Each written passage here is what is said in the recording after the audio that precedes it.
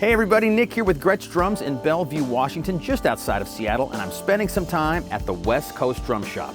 This is a fantastic place full of great people, great gear, and great energy, a true hub for drummers in this town. They've got a fantastic selection of everything drums on the inside. They do all kinds of live events, clinics, and master classes. They teach drums here as well. They have about 300 students, so that's fantastic. If you're ever in the Seattle area, make sure you drop on by, and if Gretsch is your jam, these guys will definitely steer you right. So let's go inside. We're gonna talk to Will and Chase, and let's do it. What's going on, everybody? I'm up in Seattle, Washington, Bellevue to be exact, at the West Coast Drum Shop. This is Will and Chase. This is their place. We're gonna talk drums. We're gonna talk a little Gretsch. We're gonna talk your shop and why local drum shops are so cool and need to be promoted and pushed because there's not that many left. And I really appreciate what you guys have built. Just seeing this place for a couple of minutes, it's super impressive. So congratulations right out of the gate. So I have a few questions. Okay. And let's get into it. How did West Coast Drum Shop get its start? Well, it used to be Don Bennett Drum Studios prior to that for years. Right. And Don Bennett sold it to a former student of mine who decided he was going to close down during COVID. And he changed the name on the door and moved and didn't want to have lessons anymore. And I was a teacher here for years and years and years and did the summer camps. So I was like, well, we need to have a place that's community driven, and why not open drums shop here as well? Because I did that early on in my existence. When I first moved to Seattle, I was working at a drum shop. So basically I'm like, same people are still working in the industry 20 years later. So I called them up and got rolling. So we opened it up, and Will came recommended to me by a mutual friend that we have. And he was here on day one. And so we opened it up during COVID.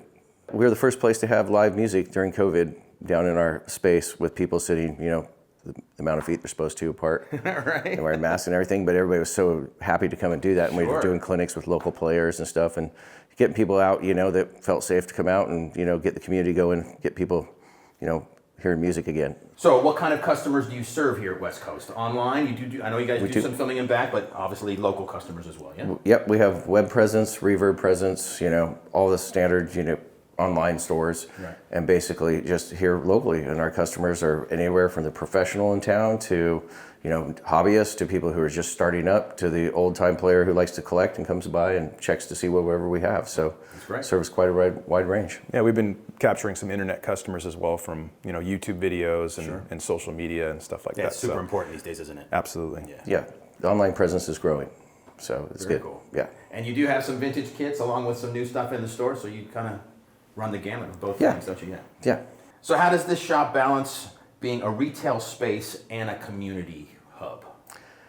Well, first and foremost is a community hub, because without the community we can't sell anything to anybody. Makes sense. Right? Yeah. So our goal is educating our customers on gear, not just trying to sell them something, but get them educated so they make the proper choices. We help them along with that.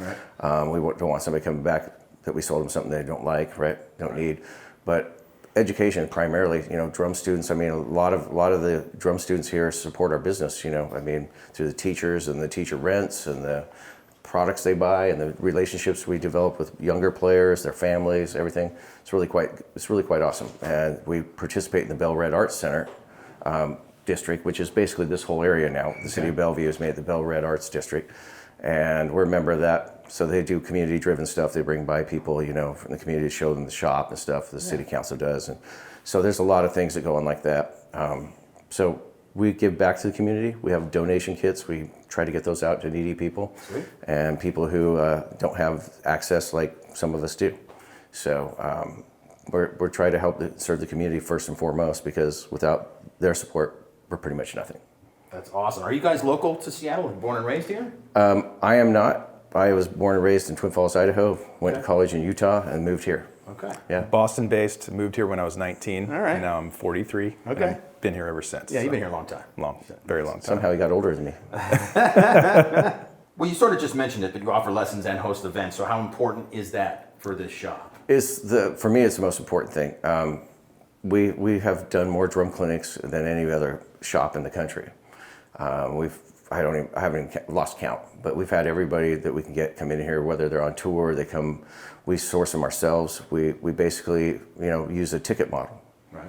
and we sell tickets. People will pay to see their favorite player up close. It's not like the good old days where, you know, a company would pay for everything. Right. You know, we've had a couple sponsors, companies step in and they help with it, but they don't pay the full thing of it. And, you know, Yamaha recently just totally took over our anniversary one year and foot the bill and did a great job. Sweet. You know, had Tommy Aldridge and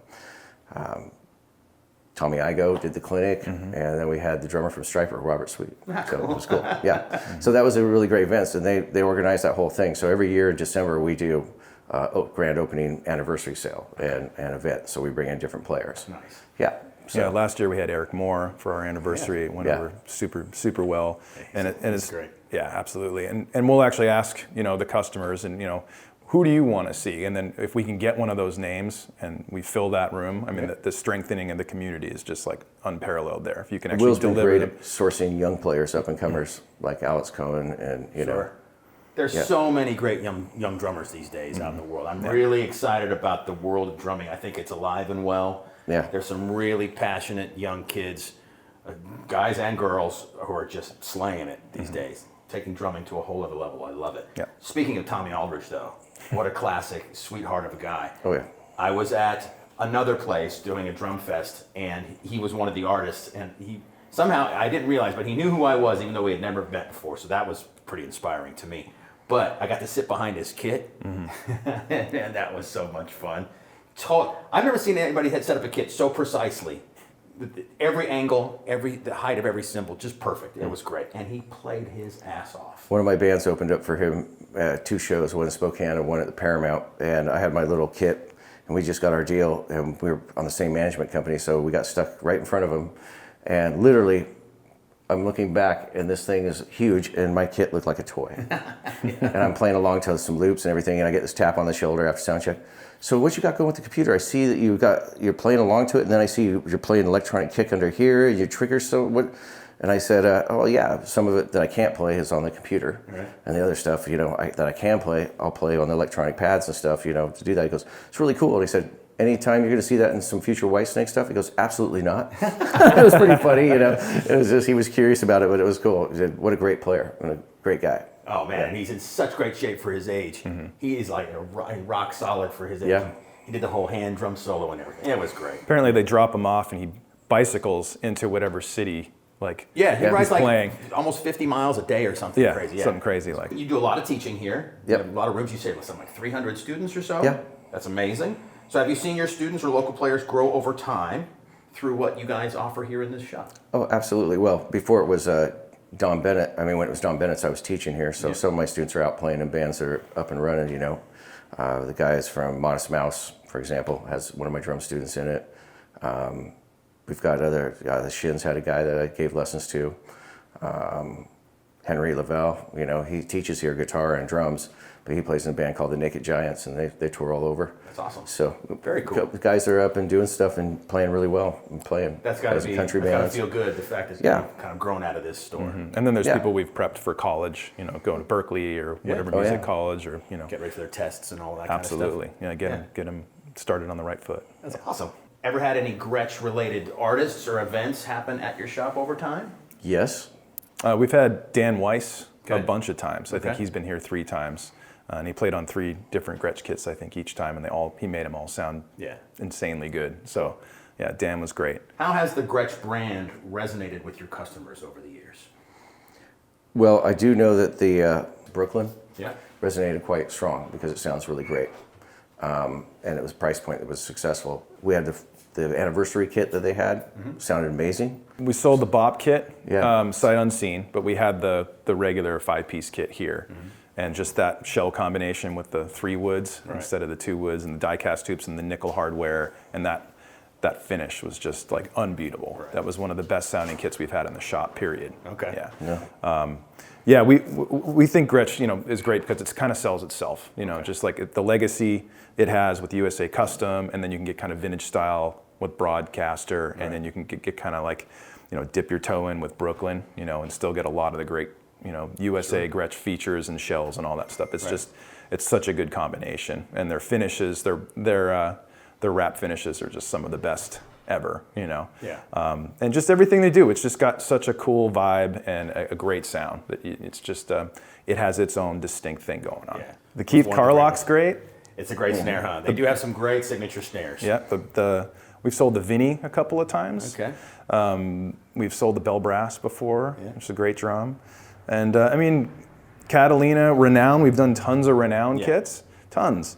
It's one of the best kits at any price point, but for the money, this thing should cost an extra $1,000 or $2, I think, for the sound you get out of it. I agree with you. Yeah. I was just down in Portland, like I told you, doing a recording session, and I used a Renown kit down there.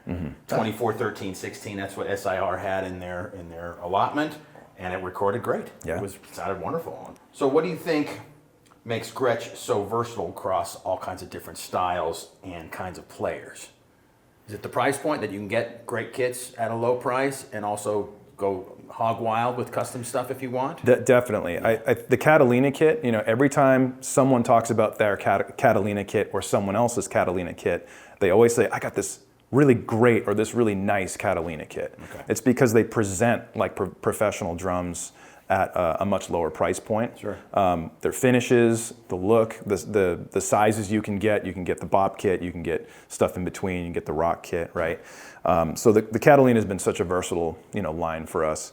But also, I mean, the drums have such a legacy, you know, with such great players playing them in the studio. You can kind of trust them to do anything, right. You know, from like Metallica using a Gretsch kit for the Black Album, right? So that's a heavy metal band. So that's easy. It was like, oh, I play really heavy music. So what? Get a USA custom, you know? That's the closest thing you can get. Or jazz, it's easy with Gretsch because, you know, bop Brooklyn's and bop USA's, it's just like a piece of cake, you know? Sure. It just fills every genre like so perfectly. Okay, so Seattle has obviously a huge, deep musical legacy. So from grunge to jazz and indie rock, how does West Coast Drum Shop fit into that story today? Well, we service a lot of players who were responsible for that scene. Okay. I mean, they come in and shop here. Yep. We weren't around when most of that stuff was happening. So, but we service a lot of them. We bring them in for meet and greets. This week we have Matt Cameron and Jason McGurr both coming in for Zildjian Day on this Friday. So they support our shop. McGurr's done clinics here. Will plays in a band with Matt Cameron. He's got a band that he does where he plays guitar. Will's the drummer for that. Right. So, you know, that's cool. Active in the music scene, all of us are playing shows and gigs, but, you know, I would say the music scene's more supported us at the beginning of the stage of just having a drum shop and getting out and supporting the drum shop, because we weren't here when they were doing all their things, but they shop here. They come to And I mean, so much great music has come from this town. Yeah. It's really a vibrant music city. Yeah, it still is. Yeah. I mean, if you know where to look, there's great music everywhere. And Chase and I have been in this scene in Seattle for decades, you know. So even like friends of ours who we've known for so long, it's like, oh, you guys are working at the drum shop now? And then they're just like, they just love coming here and just hanging and chatting. And then they thankfully support us, you know, in any way they can. And we're super appreciative of that. So. That's awesome. Does that history still shape how drummers think and shop here? I would say so. There's a lot of people who come in that are, you know, hobbyists that want to play. They're old enough now to buy Dave Grohl kit, for example. So they'll buy a replica Dave Grohl kit, or they'll come in and want to, you know, mimic Michael DeRozier's Ludwig kit, something like that. Right. We have that. We have people who come in that now just want to come in and play their favorite grunge songs of the 90s. You know, they grew up listening to music. So I would say it plays a big role into, you know, servicing, you know, music that people are passionate about and being able to help them get the right gear to achieve that, or what they grew up looking at. We all grew up looking at drum sets going, I want that, you know. And so you know how that is, you know. So it's cool when somebody can come in and finally go, hey, I want to get that kit, you know. Can afford it. Parents are not around to say no, you know, that kind of thing. So very cool. It plays into our advantage. Yeah. Yeah, when you're walking around the store here, if you hang out long enough, you will absolutely hear someone playing along with a Nirvana song, or like especially Foo Fighters, which obviously came, you know, Girl came from Nirvana and all that stuff. So it's absolutely, you know, a huge influence on the store. Plus the size of the drum kits, right? So everyone was playing double bass kits and stuff in the, you know, 70s and 80s, and then grunge came along and everyone went down to like the 4 or 5 piece kit, fewer cymbals and stuff. And just gigging drummers in Seattle, it's like how many toms do you have? It's like, I got 3. It's like, why do you need that third tom? You know, it's like everyone's so used to that 4-piece kit. But I think people are spending money on like kind of more of the premium drums, smaller drums, rather than a lot of cheap drums, which is kind of cool. So you mentioned that you have Jason and Matt coming this Friday. What else is on the docket for West Coast Drum Shop in the future?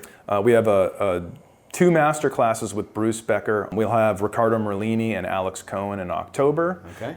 There's other things that we've been talking about that we haven't released yet, so that info will be coming soon as well. But we like to stay at that kind of one event a month kind of clip. Beautiful. So.